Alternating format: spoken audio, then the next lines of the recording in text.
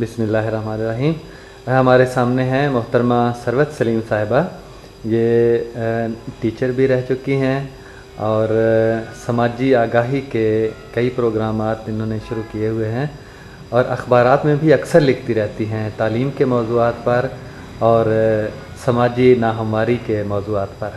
تو محترمہ ثروت سلیم صاحبہ، تعلیم کے حوالے سے خاص طور پر ہم آپ سے کچھ باتیں کرنا چاہ رہے ہیں. کیا ہو رہا ہے؟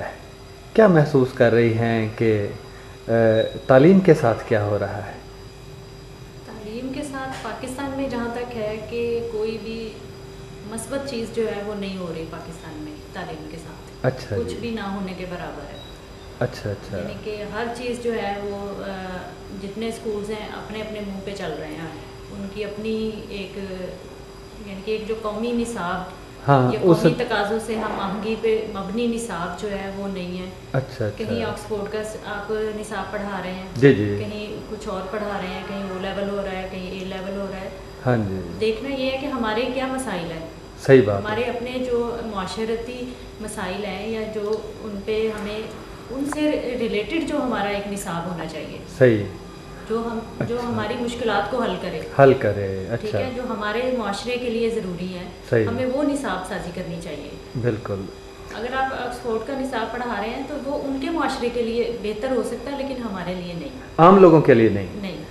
اچھا، عام لوگوں کے لیے کس طرح کا نصاب ہونا چاہیے کہ جس کو عام بچے بھی جو 99% لوگ غریب گھرانوں سے تعلق رکھتے ہیں، متوسط گھرانوں سے، وہ تو ایک بڑے لوگ ہیں جن کی آپ بات کر رہے ہیں کہ بیکن ہاؤس ہے اور اس طرح کے نظام ہے، وہ 1% ہوں گے یا اشاریہ چند فیصد ہوں گے. تو کس طرح کا نصاب ہونا چاہیے کہ سب کے لیے قابل قبول ہو، سمجھ آئے بچوں کو، اور جو بچے داخل ہوتے ہیں ان کے زیادہ سے زیادہ بچے آگے ایم اے تک، ایم ایس سی تک جا سکے؟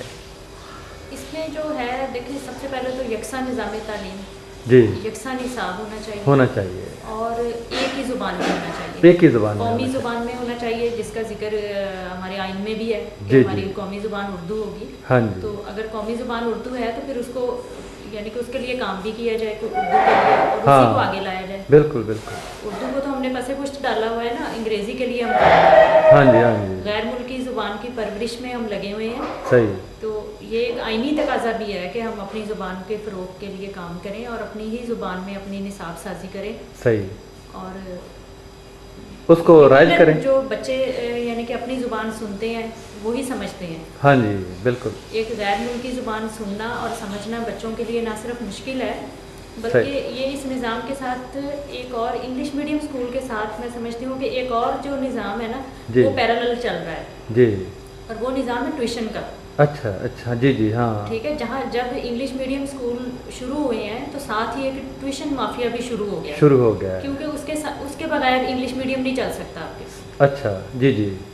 اگر کوئی یہ کہے کہ ہم اسکولوں میں یہ پڑھا رہے ہیں، آپ کچھ بھی کر لیں، آپ ٹیوشن کے بغیر انگلش میڈیم اسکول نہیں چلا سکتے. اچھا، اس کا مطلب یہ ہے تو پھر غریب کا بچہ جس کے پاس پیسے نہیں ہیں وہ تو پھر تعلیم سے محروم رہ جائے گا. یقیناً محروم رہ جائے گا. آپ دیکھیں کہ راجن پور اور بہاول پور میں جو ہمارا غربت کی سطح سے نیچے جو لوگ زندگی گزار رہے ہیں، ہاں جی، وہ 56% سے زیادہ ہے. ہاں جی بالکل. تو جہاں پہ غربت کی سطح سے بھی نیچے زندگی گزارنے والوں کی اتنی تعداد ہے، 6 سے بھی زیادہ ہو، وہ ٹیوشن کہاں سے افورڈ کرے گا؟ وہ آکسفورڈ کا سلیبس کہاں سے افورڈ کرے گا؟ بالکل بالکل. وہ کیسے پڑھے گا؟ ہاں.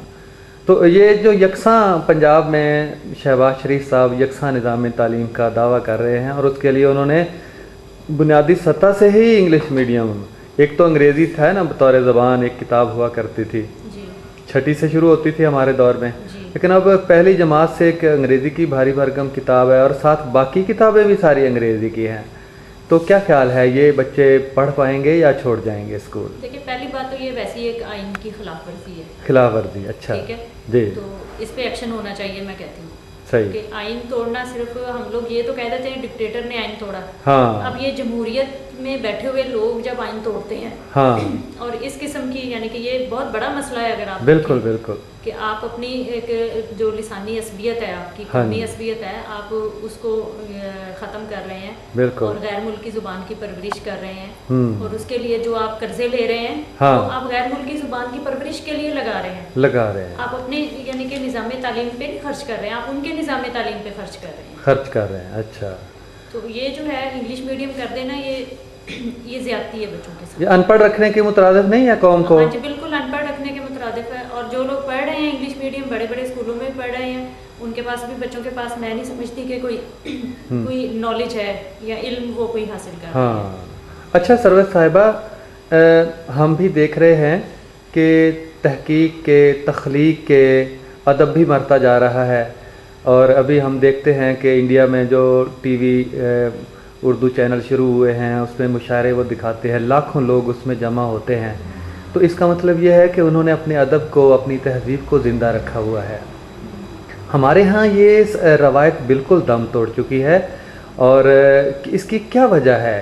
کیا یہ یہی نہیں ہے کہ ہم اپنی زبان کو چھوڑتے جا رہے ہیں اور انگلش میڈیم کلچر کے نیچے ہم دبتے جا رہے ہیں اور کچھ بھی ہمارے پاس نہیں بچا؟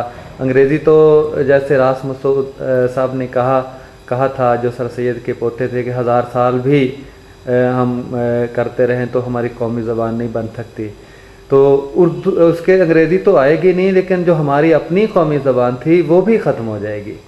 تو کیا اب کیا ہو رہا ہے؟ یہی نہیں ہے اس کی وجہ؟ آپ کیا محسوس کرتی ہیں؟ اس کی وجہ یہی ہے کہ دیکھیں تخلیق اور تحریر جو ہے تحریر تخلیق سے ہوتی ہے تخلیق سوچ سے ہوتی ہے ٹھیک ہے. جب آپ کی سوچ ہی نہیں ہوگی جی آپ سوچ کہاں سے آئے گی جب آپ کے مشاہدات آپ کریں گے. مشاہدے سے سوچ بنتی ہے. پہلے مشاہدہ ہوگا پھر سوچ ہوگی پھر تخلیق ہوگی پھر تحریر ہوگی.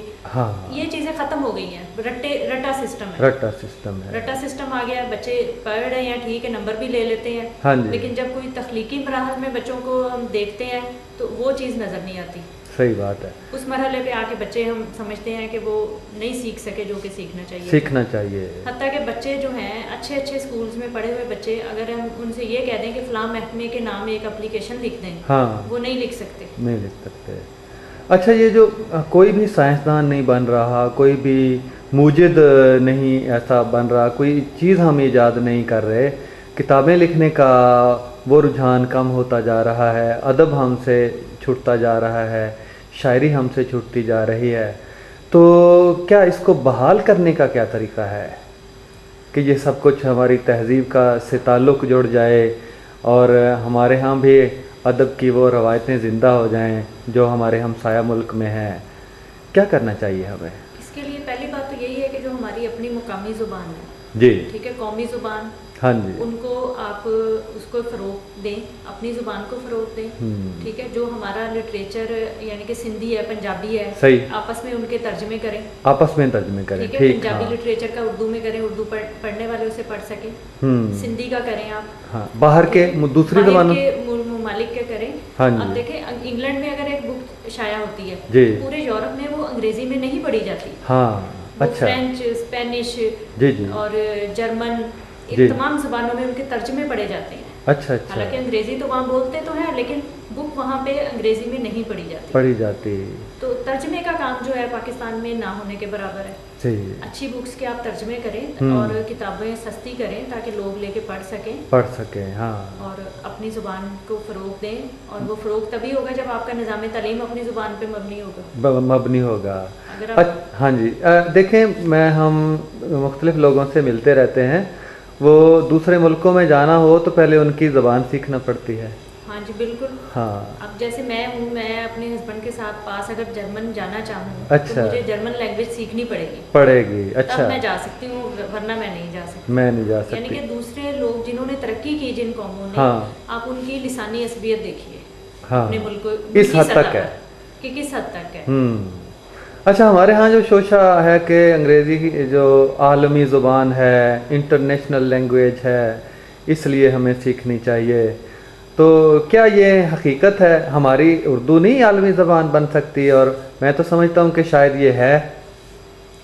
آپ کیا سوچیں؟ اس پہ اگر ہم دیکھیں ہر چیز پہ آپ کو کام کرنا ہوتا ہے. اگر آپ اس پہ काम रोक देंगे तो वो पीछे से पीछे चलती जाएगी। बिल्कुल बिल्कुल। अगर आप उस पर काम करेंगे, आप अपने साइंटिस्ट पैदा करेंगे, आप अपना यानी कि तख्लीक आपकी अपनी होगी, सही, आप कुछ तख्लीक कीजिए, उसे उर्दू में लिख दीजिए, देखिएगा अंग्रेजी वाले कैसे तर्जमे लेते हैं आपसे, लेते हैं, कैसे आपसे पढ़ते हैं। मतलब इस तरह से ज़ुबानें फ़रोग पाती हैं। काम करना होता है ना, आपको काम करें अपनी ज़ुबान पे। हाँ जी। अगर आपने यानी कि नंबर 1 बनना है, हाँ, आपने अपनी ज़ुबान को नंबर 1 पे लेके आना, तो उसके लिए काम तो करें ना। काम ये तो नहीं कि आप अपनी उसे पसे पुश्त डाल दें जी जी, और फिर कहेंगे जी ये ज़ुबान आलमी ज़ुबान नहीं है। हाँ, तो आलमी, देखिए आलमी कुव्वत बनना हो या आलमी ज़ुबान बनना हो, बिल्कुल, उसके लिए आपको कोई कोशिश तो करनी पड़ती है ना। बिल्कुल, तो वो कोशिश करें आप, करें, यानी जिस समत में कोशिश करेंगे वही मकसद हासिल हो जाएगा। और कोशिश ये नहीं होता कि वो साल 2 साल बाद आप वो मुकाम हासिल कर लेते हैं जी, उसमें अरसा लगता है, जी, लेकिन ये कि उसको शुरू करना चाहिए, शुरू करना चाहिए। जड़ एक देखिए बीज से पौधा, तनावर पौधा बनने में एक टाइम लगता है, तो बीज तो बोइए आप। हाँ बिल्कुल, बीज बोया फिर ही दरख्त की तवक्को रखी जा सकती है।